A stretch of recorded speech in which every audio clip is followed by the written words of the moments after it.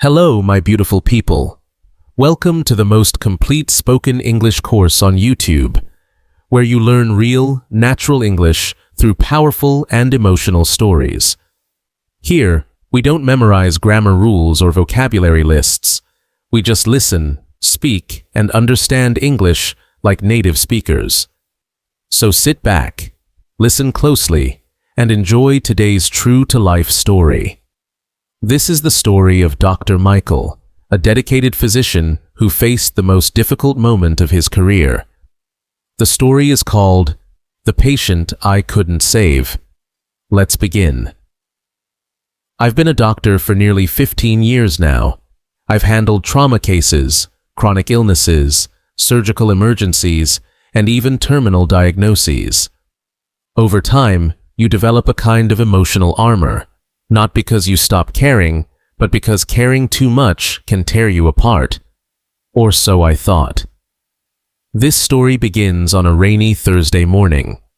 I was on the morning shift at the hospital, going through the usual rounds.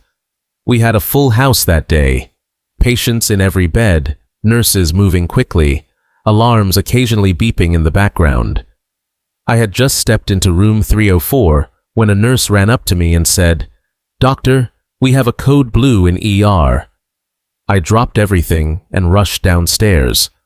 There, lying on the stretcher, was a young man, barely in his 20s, unconscious and barely breathing.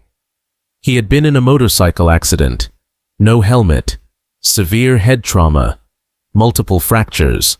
His clothes were soaked with blood and rain. We began resuscitation immediately, chest compressions, intubation, meds, everything. I was giving instructions while holding back a wave of panic. I had seen trauma like this before, but something about this young man, maybe his age, maybe his face, struck me differently. I found out his name was Ethan. He was a college student. His parents were on their way. As the minutes passed, his vital signs kept dropping. We worked on him for 45 minutes straight. No break, no hesitation, just focus. But eventually, his heart stopped for the final time. I stood there, holding the paddles, frozen. The room went quiet except for the beeping of machines and the sighs of the nurses. One of them gently placed a hand on my shoulder. "Time of death?" she asked. I looked at the clock. 10:23 a.m. And just like that, Ethan was gone. I walked into the hallway and saw his parents arriving. The moment they saw my face, the mother collapsed to her knees. The father held her and screamed in a way that I can still hear when I close my eyes. I told them everything, the accident, our efforts, how hard we fought, but no words could ease their pain. For the next few days, I couldn't sleep. I kept seeing Ethan's face. I kept wondering, could I have done something different? Should we have tried one more drug, one more compression, one more minute? I knew, medically, we had done everything right, but emotionally, I couldn't accept it. The worst part came a week later when I received a letter. It was from Ethan's mother.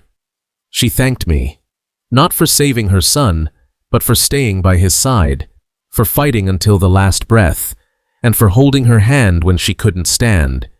She said that mattered more than I would ever know. I cried reading that letter. That experience changed me. I became more compassionate with my patients, more honest in my interactions, and more aware of the emotional weight that doctors carry. Ethan wasn't just a patient I couldn't save. He was a reminder that sometimes, even when we do everything right, things can still go wrong. But what we do with those moments defines the kind of doctor and person we are. And that's why I'll never forget him. Now, it's time for your quiz. Let's see how much you remember from the story. Answer each question out loud. You will have 5 seconds to respond before we move on to the next one. What kind of doctor is Michael?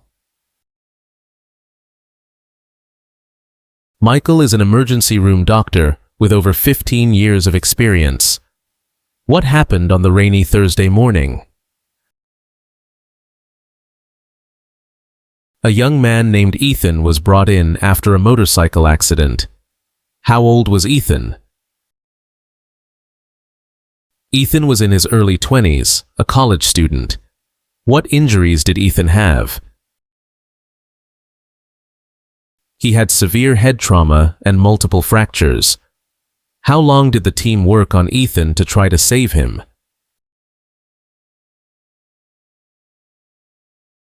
They worked on him for about 45 minutes. What time was Ethan pronounced dead? He was pronounced dead at 10:23 a.m. How did Ethan's mother react when she saw Michael? She collapsed to her knees, overcome with grief. What did Ethan's mother thank Michael for in the letter? She thanked him for staying by Ethan's side and for his compassion. How did this experience affect Michael as a doctor? It made him more compassionate and emotionally aware of his role. What lesson did Michael take from Ethan's death? That even when everything is done right, outcomes can still go wrong, but how we respond to them matters. Excellent job. Whether you got all the answers or just a few, remember, each story brings you closer to mastering real English. Now let's go over some vocabulary that might be new for you. Resuscitation. The act of reviving someone from unconsciousness or apparent death. Example. The team began resuscitation immediately after the patient stopped breathing. Intubation. Inserting a tube into a person's airway to help them breathe. Example. The paramedics performed an emergency intubation on the scene. Code Blue. A hospital term indicating a patient requires immediate resuscitation. Example. When a code blue is called, all nearby medical staff rush to help. Vital signs. Medical signs that indicate the state of a patient's essential body functions. Example. His vital signs were unstable when he arrived. Fractures. Breaks in bones. Example. The patient suffered multiple fractures after the fall. Collapsed. Fell down suddenly, often from weakness or shock. Example. She collapsed to the floor upon hearing the bad news. Paddles. The handheld devices used to deliver a shock during defibrillation. Example. The doctor grabbed the paddles and prepared to shock the patient's heart. Pronounced dead. Officially declared dead by medical personnel. Example. He was pronounced dead at the scene. Compassionate. Showing sympathy and concern for others. Example. The nurse was kind and compassionate with the elderly patients. Haunts. To stay in the mind and cause pain or distress. Example. That memory still haunts me at night. Thank you so much for staying with us until the very end. You're doing something truly amazing, learning English with your ears, your heart, and your voice. If you enjoyed this video, don't forget to subscribe to Docentes DigitalesTV, give it a thumbs up, and share it with others who want to learn English the right way. See you in the next video.